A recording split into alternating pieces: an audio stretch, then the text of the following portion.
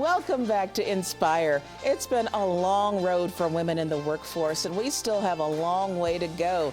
Discussion on this and more coming up next on Inspire.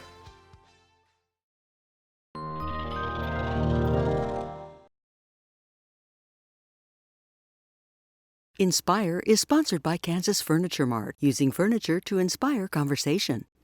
And by the Blanche Bryden Foundation.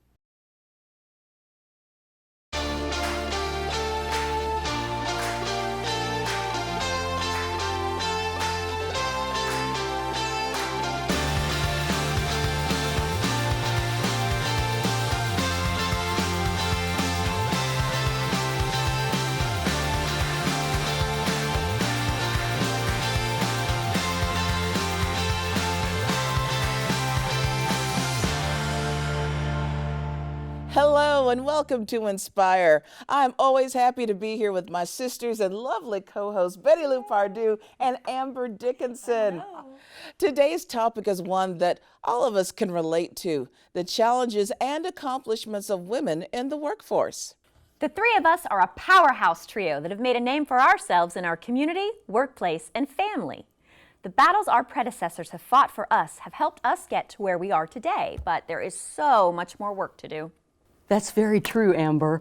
And while women have paved roads and have accomplished so much in the workplace, we are still fighting for equal pay, better job opportunities, breaking through male-dominated industries. To speak more with us about this issue, we're very happy to introduce Michelle Cuevas Stubblefield, Senior Vice President of Strategy at Greater Topeka Partnership, and Traci Jepson, CEO of Jepson Solutions, LLC. Michelle and Traci, thank you so much. We can't wait to delve into your brains. We're at different ages, and when I was starting to work, about the only thing available for women that we're encouraged to do was either become a nurse or a secretary or a teacher. So Michelle, how have you seen that evolve over these years? I would probably say, much like even in my career, I was originally in advertising, and that was very true then. But I think what we've seen is that there's greater equity, there's a realization that women can bring to the workforce and the skills that they bring. So I think realizing that in industries and knowing that you can better serve your customers when your workforce is more diverse, and that includes women, then businesses fare well. Traci? Yeah, so I think kind of the roles that you described, I always look at them as caring roles. So when we don't see women in C-suite executive positions, we see them, as heads of nonprofits or secretaries, administrative assistants, that kind of thing, because they have generally more care in those types of positions. And I think that's a lot of what women are really trying to push still to get out of even today in 2021. So do you think that part of the issue is that there's pushback to allow women to move into those positions even when they're qualified, even when they have done their due diligence and they deserve to be where they are? Do you think we're still seeing societal pushback on women in those sort of higher up roles?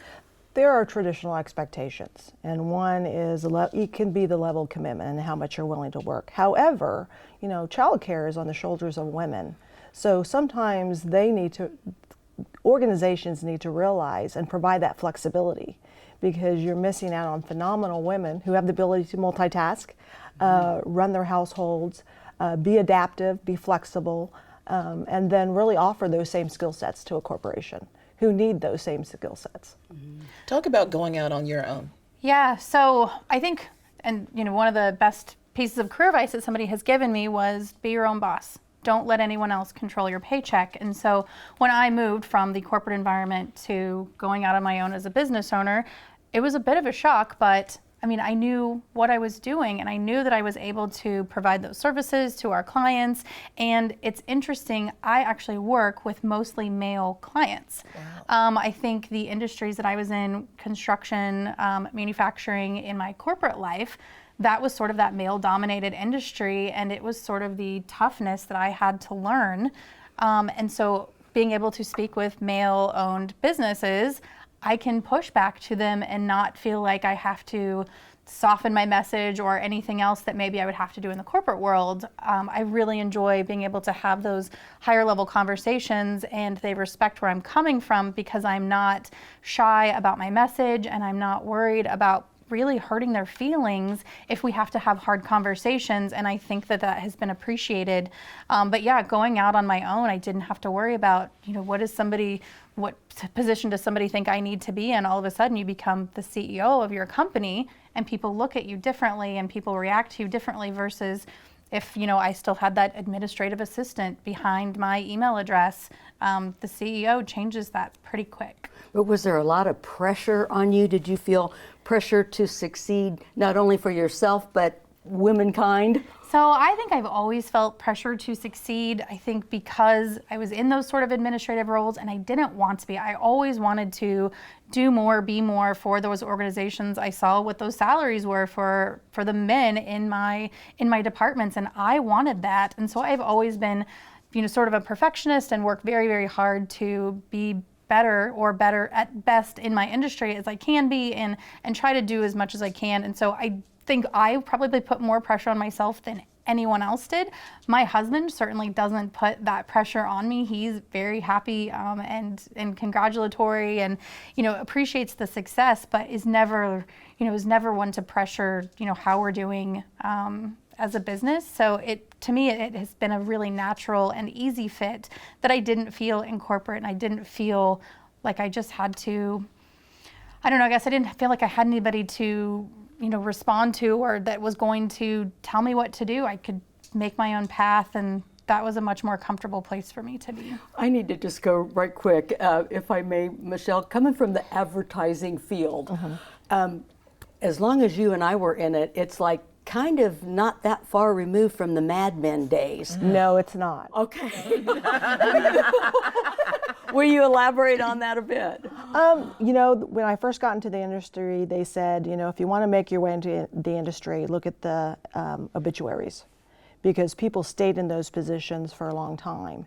And a lot of the time it was Mad Men. So, leadership was CEOs or men in general.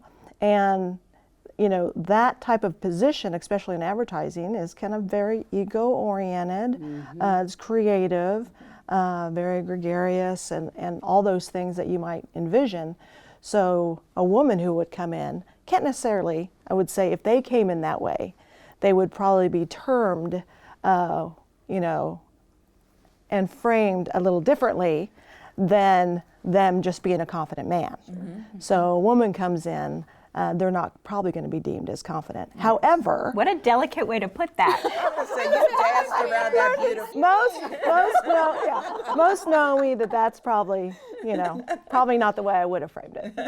Yeah. So I want to follow up with something that you brought up, this idea that women traditionally have sort of these administrative assistant positions, which are phenomenally important positions. Our department would collapse without our administrative assistant. They make a CEO shine. Yes. But yes, absolutely. but I do think that those positions come with, as you mentioned, a certain pay grade. And so I want to sort of talk a little bit about this idea of why do women make less money, right? And I hear some people say, well, it's because they are not asking for the same amount. And I just want to hear your thoughts on why this is happening.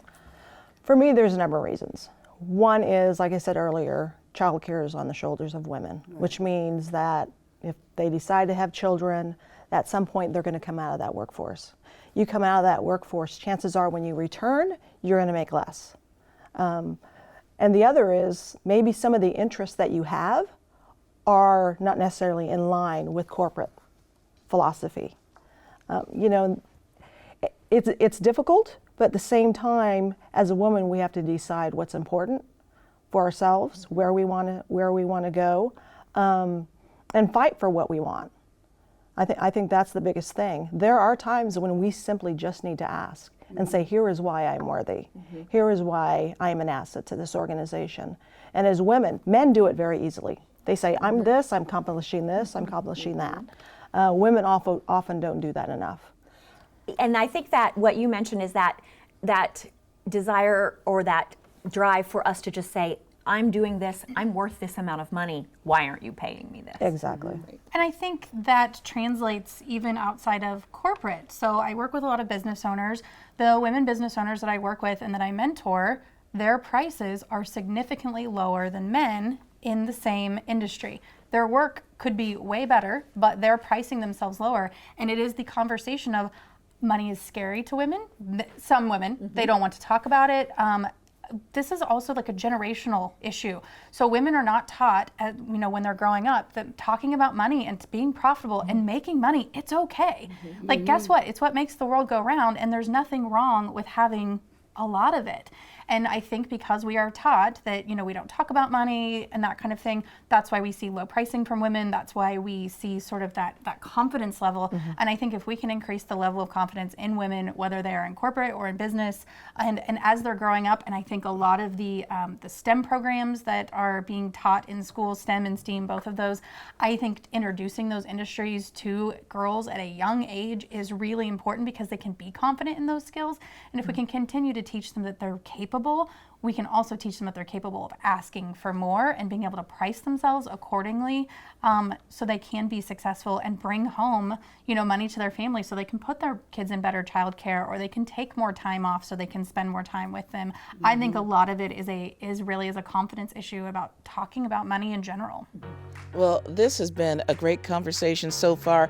I'm chomping at the bit to actually hear some more because I have some questions to ask both of you. But right now, we're going to take a short break, but we'll be right back with Michelle and Traci to continue our discussion on women in the workforce. Stay with us.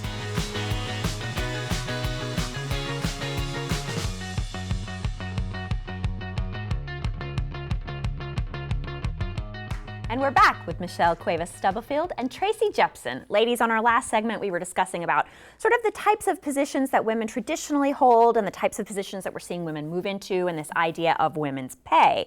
So now we want to continue this conversation because I think we're all getting fired up and we have lots of good questions. And so since I did jump ahead of you last time, please go right ahead. Well, I'm just curious. There could be a woman in the workforce that's saying, look, I've put all this information down. I know what I should be paid, in terms of other people in my same position. I've gone to management. Nothing has happened. What's next? I usually tell women that you have to decide at that point, okay? What's the worst that can happen? The worst that could probably happen is that you leave your job and a window or another door opens up. I think especially right now, as it's called a great resignation, that there are jobs available.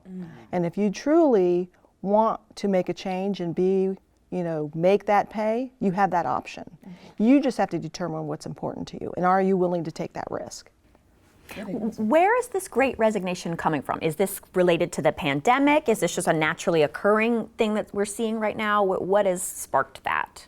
I think it's during this time period because of the pandemic that has spurred that on. There is going to be it may have happened regardless to a certain extent because boomers are leaving market. As Gen X's get a little older, some of them are leaving earlier because they have a more expended income. So we're seeing some of that. Okay. But the pandemic, I think, has spurred it on because it's really made people question, am I doing what I want to be doing? Mm-hmm. They were taking the time because they didn't work, and now they're going, what is my purpose? So what do I really want to do in life? Just a quick follow-up, if I may. So because we're on this pandemic discussion, what we're seeing is that this is affecting women much disproportionately than it's affecting men. Mm-hmm. Why? Well, yeah, this all comes back to childcare, and again, the caring role that women play. And I also think that, to piggyback off of what you were talking about with the Great Resignation, millennials have come into the workforce and they don't want bonuses. They don't want, extra money or 401ks. Those are not top priorities for them in the workplace. They want time off. Mm-hmm. They want flexibility. Mm-hmm. So this is not only women who are resigning, but it is younger people too who are going out and looking for that flexibility. And I think we all learned in the last year and a half over the pandemic that time is limited. We don't know what is coming next. We don't know what the next year will look like, and we want jobs and employers who care about us and care about the things that we want. And for women, this is extra time with their kids. I mean, nobody knew that they'd be homeschooling for so long, and someone had to provide that role. And if there was not, extended family members that could help with that, it was women coming out of the workforce to do this. We're seeing a significant number of these women who now want to stay home, but also want to still provide for their family. So we're seeing a ton of women starting businesses. I mean, even in 2019, 89% of new businesses were started by women. Wow. So this is a significant push in the entrepreneurial world that they can now be at home, have that flexibility with their family, with their kids, and still bring home money and contribute to their family the way that they would if they were in corporate. I need to bring a little bit of fun into this. Okay, 9 to 5, Dolly Parton, Lily Tomlin, Jane Fonda. How fun was that? And you mentioned multitasking. Remember the scenes where like the first shift would go home, they would take all the pictures off the desk, the second shift would come in, they'd put all their pictures on the desk. And I mean, and it was just showing how much better it was around the office. People were happier. And I think, with you're talking about the different ages as well, those women who started working way back when, they did so much to pave the way for the younger people, and I'm hoping our younger people appreciate it. I would have to say that younger women do appreciate it, but I do think that there's so much more room. We've talked about this from the very beginning. This is a great start to where women want to be, but it is nowhere close to where it should be. And I do think that the next generation of women will make probably even a greater impact, I think, overall on the way that corporations change. And I think it has to start from the top down. These executives and owners of companies have to understand that having women in those higher positions, those diverse positions, bringing in, an entirely different perspective and getting them out of the roles that they were, formerly kind of plugged into, they're going to continue to grow, and women are going to start looking for companies who are focusing on hiring women into those types of positions. Both of you are very confident women. How did you gain the confidence to be able to ask for what you want? Because again, I'm going back to the previous question where you know your worth, you know what you want to make, but you could be intimidated by a boss who is less than open to giving out any more money than possible. So how do you gain the confidence personally to be able to say, look, I deserve this? For me, fortunate enough to have very strong women in my life, and I think that makes a huge difference. My mom has always said, and it's weird advice, but she's always told me, if no one's mad at you, you're not doing enough. Wow. So for me, that says you've got to take risks, you've got to create change, you've got to, do things that might be uncomfortable at times. And sometimes, and often what makes women uncomfortable is speaking up for themselves, believing in what they have to say, and then bringing women along with you.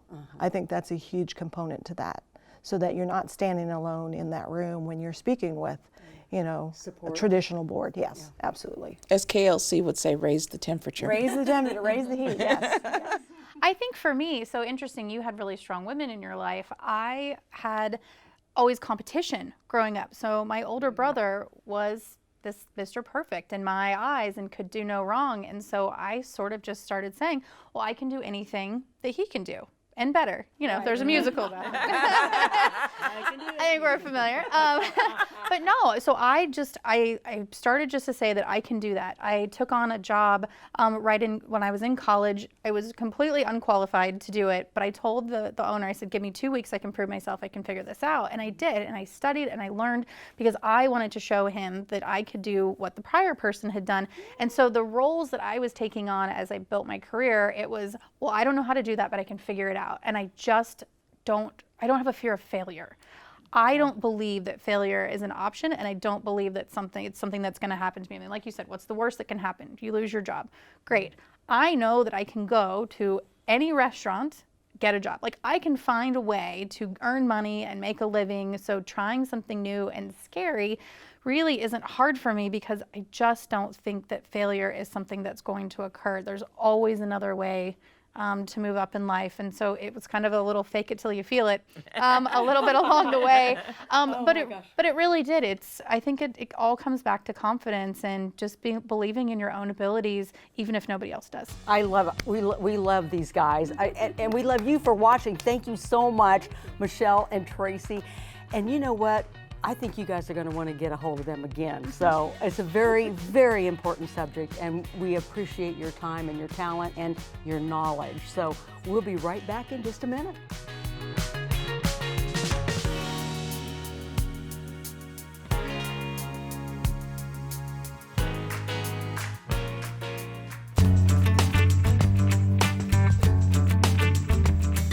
Hi, I'm Janice Watkins, and this is Nikki MacMillan. We're with Topeka Habitat for Humanity, and today we're going to be discussing the importance of home maintenance and addressing the life systems of your home, specifically the changing of furnace filters. When we think about a home, we can think about it like having the anatomy of a living, breathing being. And so the furnace filter is an important part of how your home breathes. If we are not addressing our furnace filters and changing them often, it is going to make it harder for the home to breathe and unsafe for the occupants of the home. So here I am holding a what not to do scenario of a furnace filter that has not been changed in about 5 years. It's collecting dust, it's collecting debris, and it's making it harder for not only your furnace to breathe, but for the occupants of the home to breathe. Nikki is holding a brand new furnace filter.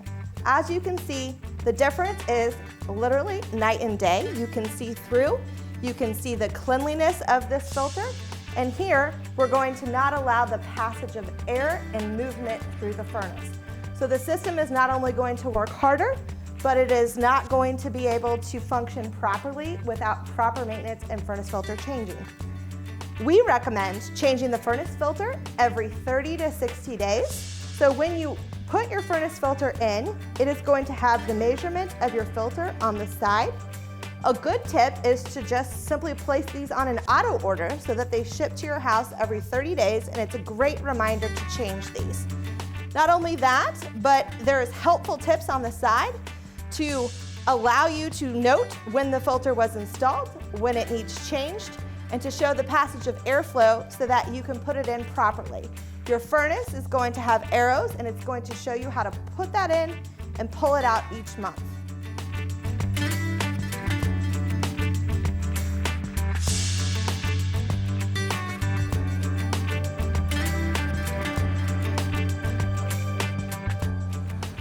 When we're talking about furnace filters and the ability for the unit to work inside, let's not forget about the outdoor component of our heating and cooling system. Now that we're all mowing and the grass is beginning to sprout again, it is important for us to keep the weeds and grass trimmed around our outside unit, as well as to keep the system free from debris such as leaves and weeds. Give it a light spraying with your hose every time you do lawn maintenance or occasionally like you would change your furnace filter. And make sure that that system is kept in good maintenance just as you would your furnace filter. Thank you for joining us, and we hope you get inspired to address your own home maintenance.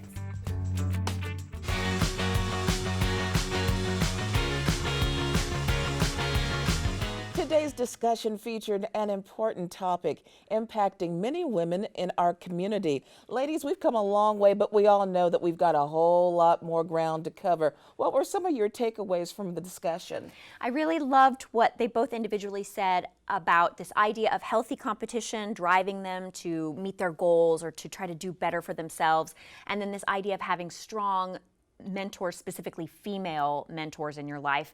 And I like the idea of putting those ideas together. So this competition, not in a negative way, right? Not in I want to be better than you, but in an idea of we have this goal that we want to strive to, let's get each other there. Right. I think that's a beautiful thing. Right, and support each other and reach down and pick someone up and take on.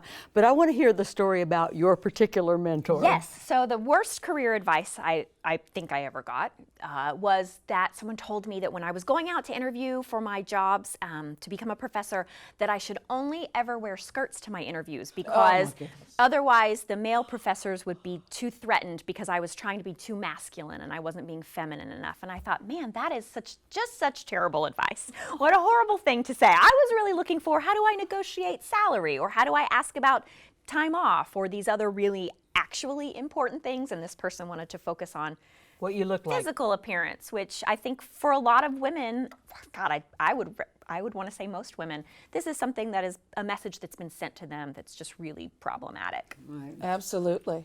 I don't know of any great advice I ever got outside of believing in myself. Because if you don't believe in yourself, then nobody's going to believe in you. And it's always been a push, because every role I've ever been in has been one that I did well, and they didn't want to see me in a different role. You know, especially in radio and small market radio, because, you know, we're popping corn, we're, you know, processing checks, we're on the air, we're doing it all, and everybody loves you where you are. Because if you move to a different role, then that means different work for everybody else. And so just the whole idea of changing that up, and it's like, no, I want more for my life. I want more for me. And so moving to Topeka was a direct say, like, this is what I'm doing for me. And if I don't do it now at 44 at the time, then I'm never going to do it. And now, almost 5 years later, best move I could have ever made. Oh, and I just love the fact that people are starting to get in the workforce again. Yes. And realizing what all there is out there that we could do. I tell my students when they're getting ready to go on the job market, I always tell them, please remember that you are interviewing this company just as much as they are interviewing you. Because there's so much about job happiness that keeps you there, that keeps you productive, that allows you to be happy at home with your family or your friends. And so I always want people to keep in mind that has to be a good fit for you. You're not just going there to try to get them to like you. And money isn't everything. And I know that sounds like sacrilege. But if you're making a lot of money, but you're not getting the time off or the other experiences that go along with it, like vacation time or somebody who's flexible if you have kids and you need to go and take care of them, those things matter too. Or paying attention to your mental health needs. Absolutely, because that's become even more of something that we're concentrating on, which I think is a beautiful thing. I do too. And you don't have to work to live or live to work. You want to. There's a balance. Exactly. There's got to be a balance. All right, this was wonderful. I wish that we had more time to talk about this because I have a million more questions and things to say. So that's all the time we have for today. We appreciate you being here for this inspiring and eye-opening discussion on women in the workforce. As a reminder, you can watch this program again at watch.ktwu.org. We also want to thank our guests for sharing their stories and expertise with us. If you are so inspired to learn more about our guests and find out what is coming up on future shows, be sure to visit our website at www.ktwu.org/inspire. Inspiring women, inspiring you, and inspiring equality in the workforce on KTWU. Thank you for watching.